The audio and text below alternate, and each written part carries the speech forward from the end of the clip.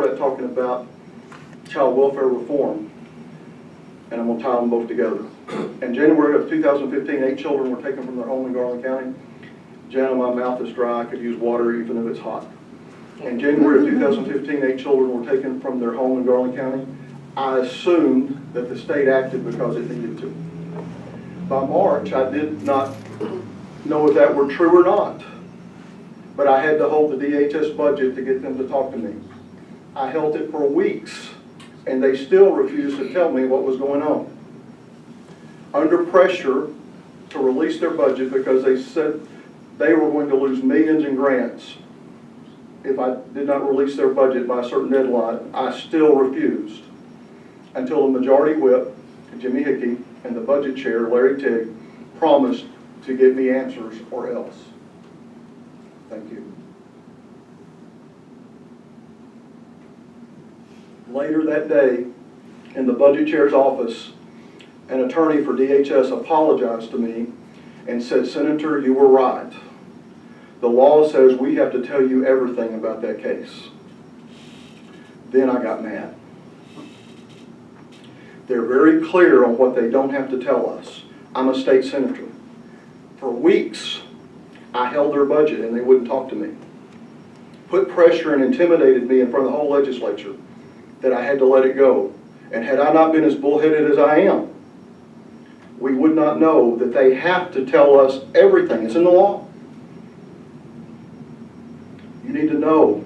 We can't walk in there not knowing anything. They chew up freshmen. They chew up people who don't know anything. Once they gave me their 70-page outline and I read it, it raised a lot of questions, and I began to ask them. The Stanleys might be child abusers, but we didn't seem to have the proof. I was told numerous times what I'm told, I'm sure many legislators have been told before on other cases. If you just knew what we know, you would know that they're guilty. But what they forgot is that I now knew that I could know everything and had asked for everything. So to be sure I wasn't going off half-cocked and to keep from embarrassing myself in public because they were so sure the Stanleys were guilty, I kept investigating. Hundreds of hours. I can tell you I'm an expert on that case. I know more about it than anybody does. What I found is they weren't guilty, and if they were guilty, we didn't have any evidence that they were. But what I also found out was the state didn't care, and that even a state senator armed with evidence could not get the bureaucracy to leave this family alone. Something had to change. Since I co-chaired Joint Performance Review, we began an investigation in July. The agency circled the wagons and began to demonstrate to me there was nothing I could do. We don't have time for me to go through that whole story. Because of publicity around that July meeting, a couple from Pulaski County called me and asked to meet in August. They were aged 65 and 67 and in good health. Their son and daughter-in-law had been addicted to drugs. They were neglecting their little boys. They did everything they could. The grandparents did everything they could to no avail. They couldn't get DCFS to act. Months later, they were able to get the Pulaski County Sheriff's Department to go to the home and take DCFS with them. The situation was so bad, DCFS took the 2 little boys. That's the last time they ever saw them. That's the last time they ever saw their grandkids. If not for privacy laws, I wouldn't let this happen. This is not a one-time case.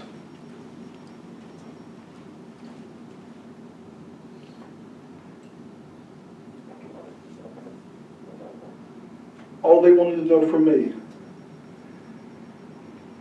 was if they had been adopted yet and if they were safe.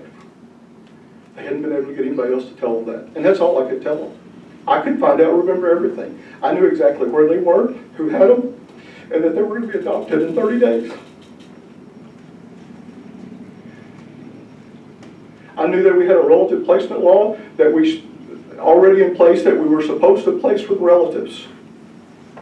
But we had a judge who what do you call it? Contempt of court, that had a written contempt of court order that nobody dared speak of in public, that said that any DCFS caseworker who placed with a relative would be put in jail. I finally got Cecile Blucher, outgoing DCFS investigator. Bless her heart. Couldn't believe she did it. Next to her last day, as she was leaving office, she testified. It's all recorded. You can hear her. And she named the judge. And then all hell broke loose.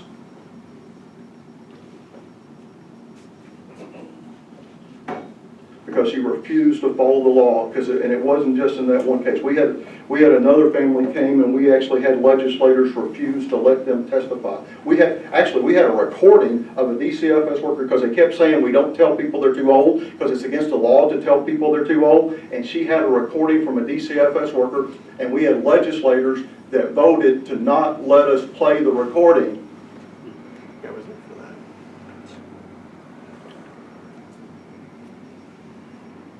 Freshmen can't get it done.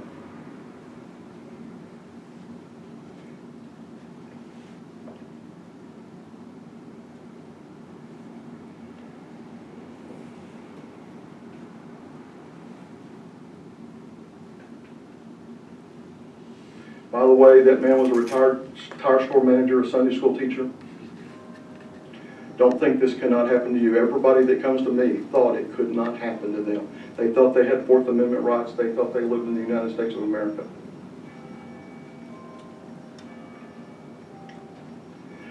When I ran, I had no idea this was a problem.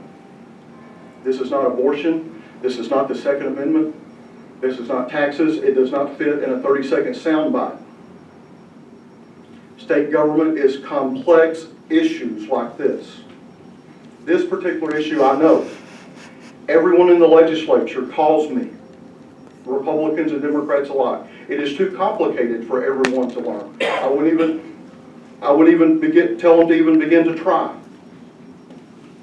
I passed 4 child welfare bills this last session. They were important. It took hundreds of hours to get it done, and I have barely scratched the surface.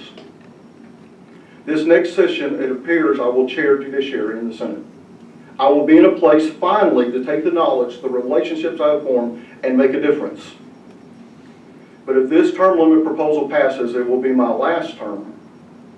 And I just as well hang it up now because I won't make enough difference in this session to matter.